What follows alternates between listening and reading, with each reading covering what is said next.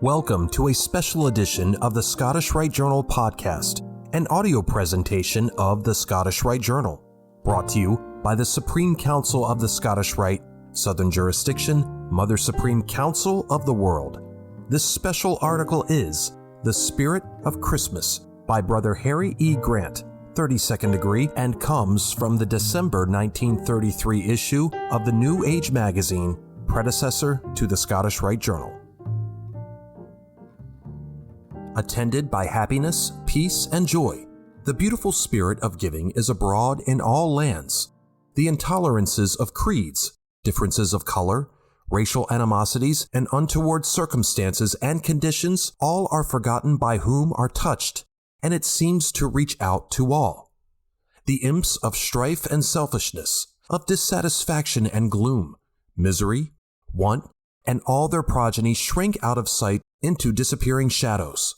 An altruistic sympathy and service strengthen everyone and brighten the way. For the message conveyed by the Spirit is the command, for the nonce cheerfully obeyed by all, to love one another. It is the Christmas season.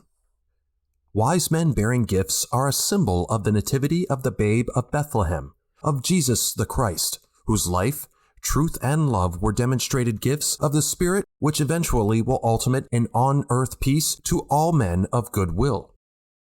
The spirit of giving brings blessings manifold.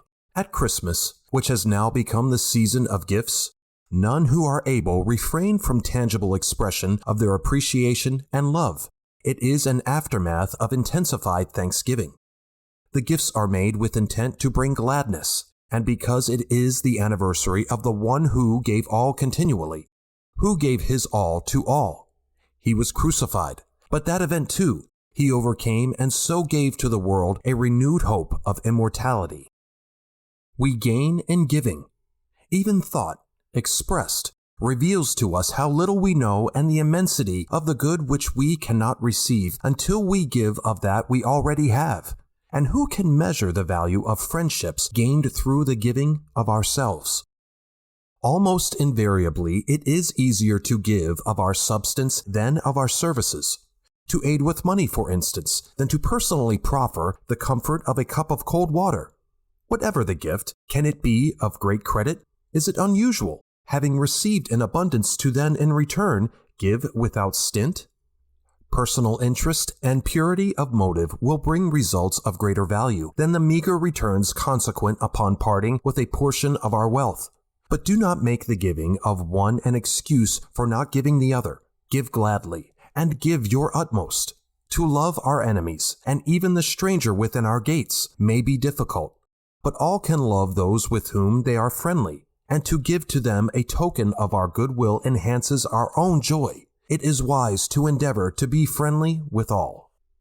Let us be glad that we are able to participate in this season of gifts, and for the Christ Spirit which not only enables but which reminds us of our ever-present duty and privilege to give of our substance, our service, ourselves, to sacrifice self, if needs be, that the necessities of those not as fortunate may be met, to dispel fears, to whisper the word of encouragement, and to give birth to hope.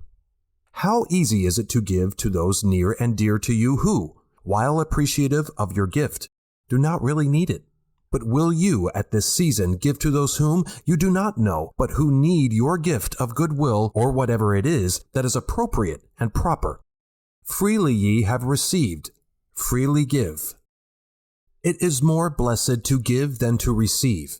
The gift of the Spirit of the gift is for you. May you have happiness and peace and joy as you express the spirit of Christmas.